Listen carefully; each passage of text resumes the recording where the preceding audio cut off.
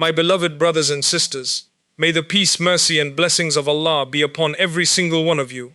I want you to imagine something with me. Imagine two men. Both are standing in the front row of the masjid. Both are holding the miswak. Both have tears streaming down their cheeks during tahajjud. Both give charity. Both fast. Both recite Quran beautifully. One of them will enter Jannah with the first wave of the righteous. The other will be held back at the gates, his face burning with shame, while the angels say, "You cannot enter yet. There is something in your heart that must be burned away first." What is the difference between these two men? It is not their prayer. It is not their fasting. It is not the amount of money in their bank accounts. The difference is one single, invisible, silent killer that lives in the chambers of the human heart. A disease so quiet, so smooth, so undetectable, that you can be giving lectures on Islam, leading people in salah, and crying in the darkness of the night, while this poison is slowly, silently destroying every single good deed you have ever done. It ruins marriages. It tears families apart. It turns communities against one another. It slams the gates of Jannah right in a person's face. What is it? It is the human ego, and its most dangerous, most terrifying evolution into what we call in Islam Kibr, arrogance. And today, by the permission of Allah, we are going to perform surgery on this disease. We are going to cut it open. We are going to look at its ugly face, and we are going to learn how to kill it before it kills us. Part 1. What is the ego? The child within. The English word ego comes from Latin, meaning I or me. Have you ever met someone who acts as if the entire universe revolves around them? They walk into a room and they expect all eyes to be on them. They are full of themselves, demanding that everyone listen to their opinions, cater to their feelings, and treat them like royalty. In Islam, we call the root of this the nafs, the inner self. Allah subhanahu wa ta'ala tells us in the Quran, in Surah Ash-Shams, verses 7 through 10, "And by the soul and he who proportioned it and inspired it with discernment of its wickedness and its righteousness. He has succeeded who purifies it, and he has failed who instills it with corruption. Your nafs is like a cheeky, childish, demanding toddler inside of you. What does a toddler want? Me, give me what I want, look at me. If I do not get my way, I will throw a tantrum. I will scream, I will cry, I will break things." The ego is a part of that nafs. Its ultimate, absolute goal is self-gratification at any cost. It wants validation. It wants praise. It wants applause. It wants control. It makes you feel that you are far more important, more intelligent, and more special than you actually are. When your ego is in control, you become fragile. If someone disagrees with your opinion, your ego treats it as a declaration of war. You lash out. You become sarcastic. You argue for hours over nothing. You refuse to back down, even when you know deep down inside that you are completely wrong. Think about the last time you got into an argument with your spouse, your friend, or a stranger online. Did you argue to find the truth? Or did you argue to prove that you were right? Did you listen to understand, or did you listen to respond? Did you care about the other person's feelings, or did you only care about winning? That is the ego talking. That is the toddler inside you throwing a tantrum because someone said no. Part 2. The two faces of the ego. Now, is the ego entirely bad? Let us be fair. Let us be just. Allah created the nafs as part of our human factory settings. It is a test. It is a tool. Like a knife, it can cut vegetables for your family, or it can cut throats. The knife is not evil. The hand that holds it decides. If you obey your ego, groveling before its desires and letting it dictate your life, it will destroy your credibility, your relationships, and your akhirah. But if you tame your ego, if you discipline it, train it, and make it your slave instead of letting it be your master, it can actually become a powerful motivator for good. How? By channeling your desire for validation toward Allah. When your ego whispers, "I want people to notice me, I want to be great, I want applause," you redirect it and say, "I want to be great in the sight of Allah. I want the applause of the angels. I want to compete for Jannah. I want to be the best servant I can be." That is a healthy ego. That is a soul that finds its satisfaction in charity, humility, night prayers, and serving humanity rather than feeding its own pride. The Prophet Muhammad ﷺ had an ego. He had a nafs. But he was the master of it, not its slave. He could have demanded palaces. He could have demanded servants. He could have demanded that people bow to him. Instead, he sat on the dirt. He mended his own shoes. He milked his own goats. He carried his own luggage on journeys. That is not weakness. That is the ultimate strength. That is a man who has conquered his own soul. Part 3. 12 red flags. Are you feeding an inflated ego? How do you know if your ego is getting out of hand? Let us look into the mirror of truth. Here are clear, undeniable signs of an inflated ego. Be honest with yourself, be brave. Number 1. You are a poor listener. You are quick to speak, slow to hear, and lightning fast to get angry the moment someone disagrees with you. Number 2. You are defensive against feedback. When someone gives you sincere advice or points out a mistake, you do not thank them. You attack them. You make excuses. You get defensive. The great scholars of the past used to love those who pointed out their flaws because it helped them improve. An ego-driven person treats feedback as an insult. Number 3. You have a double standard. You expect others to bend over backward to help you, but you hesitate to lift a finger for anyone else. You feel a deep sense of self-entitlement. The world owes you. Everyone owes you. Number 4. You have zero empathy in arguments. When you debate someone, your goal is not to find the truth or connect with them. Your goal is simply to win. You want to prove that you are right, and they are stupid. You do not care if you hurt their feelings. You only care about being right. Number 5. Spiritual narcissism. This is dangerous. This is the most toxic form of ego. Some people use religion to feed their ego. They correct everyone. They point fingers at people's sins. They act like the moral police of the universe. Not because they want to please Allah, but because it gives them a rush of power and self-righteousness. They bring their old thug mentality into Islam, acting like religious gangsters. They have turned the beautiful mercy of Islam into a weapon to feel superior to others. Number 6. Stubborn pride. Once you state an opinion, you will stick to it, right or wrong. Even when undeniable proof is presented to you that you are wrong, your pride will not let you say 3 simple words. I was mistaken. Those 3 words are harder for an arrogant person to say than lifting a mountain. Number 7. You confuse opinions with credibility. Just because you read a couple of articles on Google or watched a video, you think you can argue with doctors, scientists, or major scholars. Having an opinion does not mean you have credibility. Having a voice does not mean you have knowledge. Number 8. You live in echo chambers. You refuse to listen to anything that challenges your worldview. You only want to surround yourself with people who clap for you and agree with everything you say.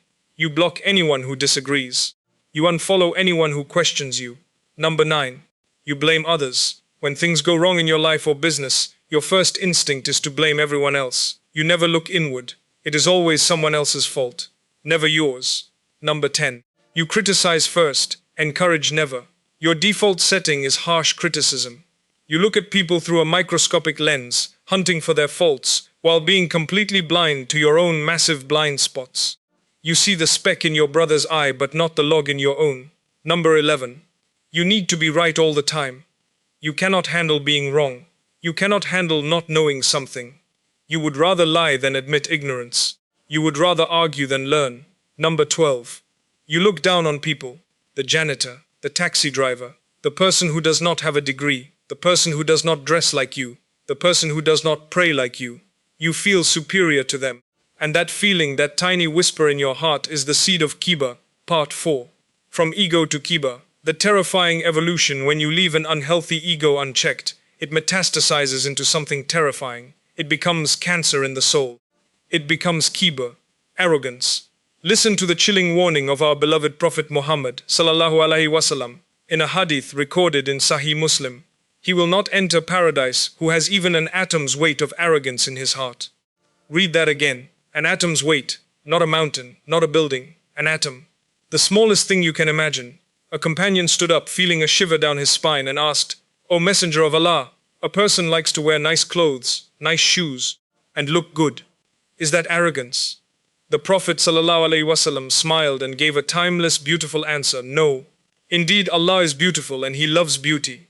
Arrogance is 2 things. Rejecting the truth when it comes to you, and looking down upon people, treating them as inferior. Let us break that down. Arrogance is not about wearing a nice watch, driving a clean car, or wearing neat clothes. Allah loves beauty, and a believer is allowed to enjoy the lawful blessings of this dunya. True arrogance is internal and behavioral, rejecting the truth. Someone comes to you with clear evidence, a verse of the Quran, a hadith, or a factual truth that proves you are wrong or that you owe someone their right. You know they are right, your heart knows they are right, but your chest swells with pride. You say, "I do not care. I am not doing it. That defiance is arrogance. That is kibr, looking down on others. Superiority complex. You look at people and feel superior because of your race, your skin color, your family lineage, your bank account, your university degree, your social media followers, or even your level of worship. Look at me. I pray tahajjud every night. I give thousands in charity. I am pious. Unlike these sinners, the moment you whisper that in your heart, your good deeds begin to evaporate like morning mist. Part 5. What does he will not enter paradise actually mean? When people hear the hadith, he will not enter paradise, who has an atom's weight of arrogance, they panic. Does it mean, if you ever felt proud in your life, you are doomed to eternal hellfire? Islamic scholarship explains that phrases like will not enter paradise in the Sunnah carry 4 distinct meanings. Delayed entry. On the day of judgment, when the righteous rush into Jannah, the arrogant person is held back. They will not enter with the first wave. They will face a long agonizing audit while others breeze past. Punishment followed by entry. They will be held accountable, taste a period of purification for their pride, and eventually be pulled out by the mercy of Allah to enter Jannah, temporary hellfire. They may enter the fire for a designated term to burn away the impurities of their ego, before being admitted into paradise, permanent hellfire. The exception. This applies only to the one whose arrogance took the form of kufr, of disbelief. The one who knew the truth of Allah's oneness, understood it, but out of sheer pride, arrogance and rebellion, rejected Allah entirely and died upon polytheism. For a believer who struggles with human flaws, repentance is always open. But playing with arrogance is playing with fire. Part 6. The ultimate equalizer. We are all from dust. Why on earth do human beings walk around with puffed up chests? What do you have to be arrogant about? Look at the Prophet Muhammad sallallahu alaihi wasallam, the greatest human to ever walk the face of the earth, the beloved of Allah. Did he walk around with bodyguards demanding people bow to him? Did he demand that people stand up when he entered a room? Did he sit on a golden throne while others sat on the floor? No, he sat on the dirt, he mended his own shoes, he milked his own goats, he laughed with the poorest of the poor. He played with children, he visited the sick, he attended funerals. He was the most humble human being in the history of the universe. He explicitly warned his own family members, his beloved daughter Fatima, radiallahu anha, his aunt Safiya, his uncle Abbas, O Fatima, daughter of Muhammad, do righteous deeds for Allah, for I cannot avail you anything against Allah. O Abbas, uncle of the Messenger of Allah, do righteous deeds, for I cannot protect you from Allah. If the Messenger of Allah, sallallahu alaihi wasallam, cannot save his own flesh and blood from divine accountability based on lineage, what makes you think your family name, your title, your wealth, or your degree will save you? On the day of judgment, every false crown will be smashed into dust. Every title will be meaningless. Every bank account will be zero. Every follow account will be irrelevant. As the Prophet sallallahu alaihi wasallam declared, you are all from Adam, and Adam was made from soil. We bleed the same blood, we breathe the same air, we eat from the same earth. We will all return to the exact same 6 feet of dirt, the billionaire and the beggar, the king and the servant, the scholar and the illiterate. All of us, the same dirt, the same grave, the same judgment. Part 7. Practical steps to crush your ego before it crushes you. How do we wage war against this internal monster? How do we purify our hearts and walk on earth with true humility? Here is your practical blueprint. St. 1. Actively seek feedback. When someone criticizes you, do not block them or attack them. Take a deep breath. Thank them. Write down their feedback. Ask yourself, is there even a grain of truth in what they said? Use it as fuel to grow. Step 2. Get comfortable saying I do not know. You do not need to have an opinion on everything. When asked about something outside your expertise, train your tongue to say those 4 liberating words. I do not know. It saves you from compounding ignorance with pride. Step 3. Practice anonymous good deeds. Give charity in secret where no one, not even your spouse, knows about it. Help someone carry groceries. Clean a corner of the masjid. Pay off a poor person's debt without ever taking a selfie or telling a soul. Let your good deeds be strictly between you and Allah. Step 4. Visit the graveyard. Walk among the graves regularly. Stand over the soil where wealthy men, famous leaders, and powerful women lie motionless under tons of earth. Remember that soon your name will be on a stone too. It puts the entire dunya into proper perspective. Step 5. Serve others, lower yourself. Help the weak, feed the orphan. Sit with the broken-hearted. Treat the janitor with the exact same respect you give a billionaire CEO. When you lower yourself for Allah, Allah raises you. Conclusion. The crown of humility. My beloved brothers and sisters, humility does not make you weak. Humility is the ultimate sign of spiritual royalty. The more humble you are for the sake of Allah, the higher Allah raises you in the eyes of creation and in the ranks of the Akhirah. The Prophet Muhammad ﷺ said, "Whoever humbles himself for the sake of Allah, Allah will raise him. Raise him, not lower him, raise him."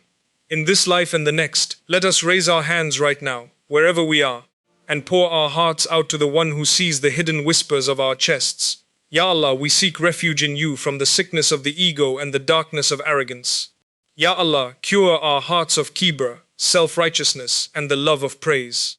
Make us among those who listen to the truth and follow it no matter who speaks it.